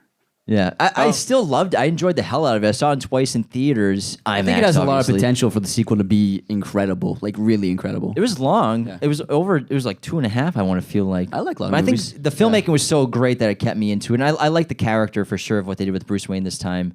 But hey, man, if you didn't like the fourth act, that's you, man. Question from Cami Online: what film visually left you speechless? I think that Alfonso Cuarón's Gravity was really insane, and I saw that on a huge screen. I think it was IMAX, and it was so stunning. and I left that theater like, wow, that was insane. Top Gun So I think Maverick. Gravity was incredible visuals. Top Gun Maverick. Yeah, Top Gun Maverick. Yeah. All right, more questions. What we got? Anyone? All right, yeah, we got plenty. Just curious, you mentioned Criterion a couple times. If you guys could go to that show and pick one Criterion disc. Oh, the closet. Yeah. Which would you pick? And sub question, favorite cinematographer? I would pick L'Enfant, which is the Dardenne brothers movie from Belgium, because it was an international film that really got me. It was the catalyst for me getting interested in international films. So L'Enfant, which is the child, by the Dardenne brothers. I'd probably pick Before Sunrise. I adore Great that pick. movie, and it's just magical. Honestly, it's one of the most realistic love stories I've ever seen in my life, and it's like a fairy tale. And then for cinematographer, I would go with Gordon Willis, who really redefined the art form in the 70s and 60s with movies like The Godfather. The Prince of Darkness. Yeah, The Prince of Darkness. And All the President's Men is another great one. He really changed lighting in Hollywood, and everyone followed suit. So I would say Gordon Willis, because he was so influential. And like we said earlier, with these huge, bulky cameras that you couldn't do much with, he made some of the most visually striking films to this day. I would say Roger Deakins for me, and I talked about with Prisoners earlier, how he uses the theme of the films to kind of portray the story and push it forward with the characters and what he does artistically behind the camera. And, a lot of people, I think a lot of people when they watch movies, if they're not cinephiles or into film, they think that it's kind of like not easy, but like kind of, it's not that big of a deal, cinematography, but it's so important when you have a great artist like Deakins.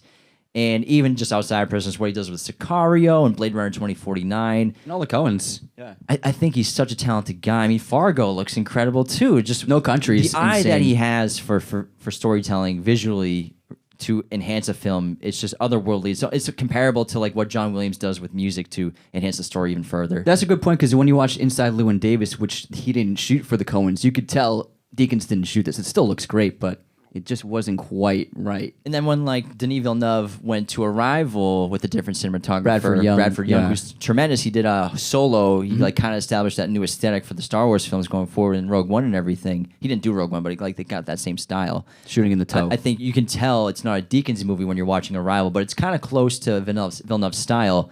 And obviously with Dune, he went with Greg Fraser, Villeneuve, but I think Deakins is my favorite for sure. Great pick.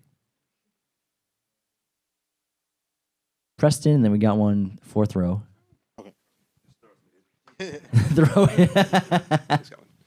So, when you guys first started your podcast, you didn't have roaring success like you do now. 43 downloads a month, all mom. Yeah. Clicking play. So, what was your motivation to keep going, to let the podcast get legs? Did one of you want to quit? The other one jumped in and said, I feel like Anthony, he was like, oh, we're not really getting any traction. I was just worried, like, is this just going to be nothing, And I was just like, after several months, there was still no views, and I was like, man, are we just like wasting so much time?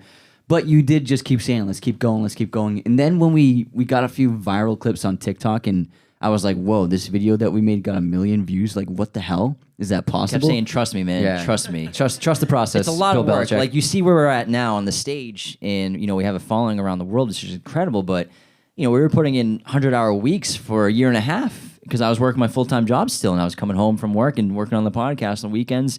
Literally, you had to just get rid of your social life if we didn't really have much of one anyways. But but it was a lot of work, but it was like we kind of had this vision, and I kept trying to say, like, Anthony, don't worry. It's going to happen. We're going to hit. There's potential here. We got in just in time before the podcast boom happened, and with lockdown, when it went from, I think it was 500,000 podcasts on the planet to over 3 million in like 6 months with lockdown, we got in just before then.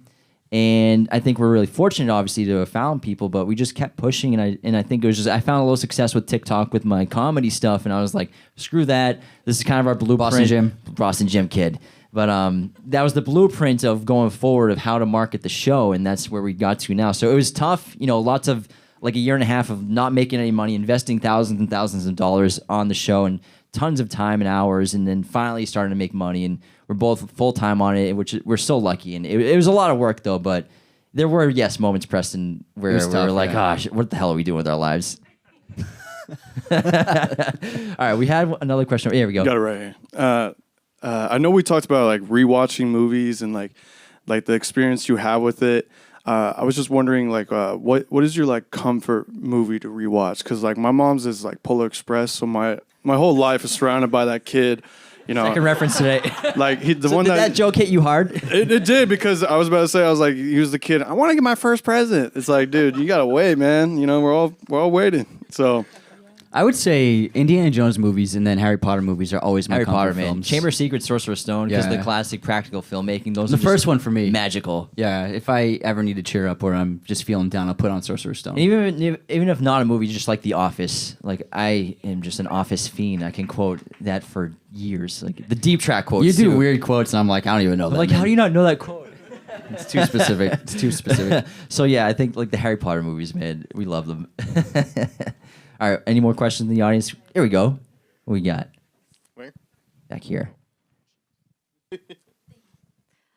So I love True Detective season 1. It's my best. No one can great. change my mind. So do you guys have a season of a television show or a whole television show you guys have like that experience, or no one can change your mind? Breaking Bad, I think, is the best show of all time, and I want to say like season 2. I feel like that was my favorite season from there. But season 1's incredible, but I think the writing on that show is just so terrific. And I remember I was watching this interview the other day with Vince Gilligan talking about the screenwriting in the writer's room they had and how intense it was and how they really try to put themselves in the shoes and mindscape of the characters individually. So I think when there's a great show, it's all based on writing. I think Breaking Bad for me is my show, and season 2, maybe season 3, like it's hitting its stride. And when Gus Fring comes in and we have this like great chess match of Walter White versus Gus Fring, they're both super smart. Gus is probably smarter, but you got to figure out from the screenwriter's room, how do you figure out Gus to lose against Walter White, and just kind of figuring out that puzzle and that back and forth, like moving your pawn here, your rook there, just between them. That season, is that season 3? I think maybe when Gus comes in. I think season 3. That might be my favorite Yeah. season. Yeah, season 3. All right, season 3, Breaking Bad for me. I would say there's a TV show that was on FX called The Americans, if anyone's seen it, that is phenomenal. And it's about Russian spies who have grown into American life, and they're living in disguise as just normal everyday Americans with a family and jobs and everything. But it's about their day-to-day lives as Russian spies, and it's so good. I couldn't recommend it enough. It's fantastic. I think it's 4 seasons, but all are just stellar shows. Here we go, another one. Okay, so being a very passionate Star Wars fan, I recently got into this conversation with someone, and here we go. So, like, I can't stand this Star Wars, but what is your opinion of The Last Jedi? Anthony, I don't mind it. He doesn't mind it. Yeah. I mean, The Last Jedi, for me, it's The Empire Strikes Back. It's the same thing, yeah. It's the same movie for me. Obviously, the first one, Force Awakens, it's a reboot movie. They want to make everyone fall in love with Star Wars again, so it hits all the same exact beats and visuals of New Hope. But then Empire Strikes Back, it feels too much like Empire Strikes Back for me for Last Jedi, so that takes me out of the movie. I respect the filmmaking. It's tremendous production. But it's too much like Empire for me. Even though A New Hope I know is so much like Force Awakens, I accept that because it's the first of the trilogy. It's just too spot on with I don't Empire. I don't love everything about it, but I think he added that great new element where Rey and Kylo can just kind of communicate visually from It's different FaceTime, Force FaceTime. Force FaceTime. I thought that was a really smart idea to throw into Star Wars, and then JJ took off with it in the third one. But I don't mind it. I think it's visually one of the best looking Star Wars films of all time. The cinematography, production design, the actors are all phenomenal. I always really liked Daisy Ridley as Rey in those films, but I think it's good. I think obviously they changed things a little too much with Rian Johnson's complete like redaction of what happened. Well, the whole plan of the trilogy was ridiculous, where they had one movie and then they didn't really figure out what they were going to do with the trilogy, and they just handed it off to Rian Johnson. Then JJ had to come back for the third marathon one. baton. So they didn't really know. They didn't have a clear structure. I thought Finn was going to have a way bigger role, but I thought he was going to be a Jedi. I thought that I was really disappointed by Finn's character. They did him dirty. I mean, Finn was awesome. I'm Poor like, guy. he's going to be a Jedi. This is sick. And then he's just like hanging out, like doing nothing by the third film. I was disappointed with that character, what they did with him, because he was so awesome in the first one. But yeah, those are our thoughts. Any more questions in the audience? We got one way back there. We'll take like one more, and then we're gonna have to. Then wrap we're gonna this do our up. after party. Yeah. And for those online asking about the after party, it's gonna be 30 minutes, and it's gonna start in 10 minutes. The after party. Last question. Hi, boys. It's Adalia. Hey! Thanks for coming. Yeah, I love y'all. So now that you're recently off a creative project, your short film, do you see and review movies differently? I always have since we made our film when we were 20. Yeah, Like we just hadn't been on yeah. a set for a while. But a little bit, yeah. Now that you understand recently, for recency bias for us, of like what it's like to be on a set and how difficult it is. And then I wouldn't say my first time watching a new movie, but my second time watching them, like I relate to when we were on set making our film. So yeah, absolutely, I'm still kind of like critiquing it. Always trying to critique films a little more differently now, but definitely the experience of making our movie recently has definitely added to that. Yeah, and I watched The Whale for a second time, and I didn't notice a few of the camera things that Aronofsky and Matthew Libatique, who's also a great cinematographer, doing the first time because I was just so invested in the emotional stakes of the story. But then the second time, like, having just shot a movie, I was looking at the camera work, and they did some really specific, intricate things that kind of fly under the radar, but subconsciously it makes you feel certain ways, the way they position the cameras and move the cameras. I noticed that the second time more so, and I think it was definitely because we just came off set. Yeah. All right. Great question. Yeah, that's awesome. Thanks, Adelia. That wraps wrapping our it up, live show. yeah. How about we get that Raiders outro music going? Please Thank you, everyone. join us, everybody. Raiders of the Lost podcast is a mirror image production. Sound mixing done by Jacob Kossler. Opening music by Chase Jackson.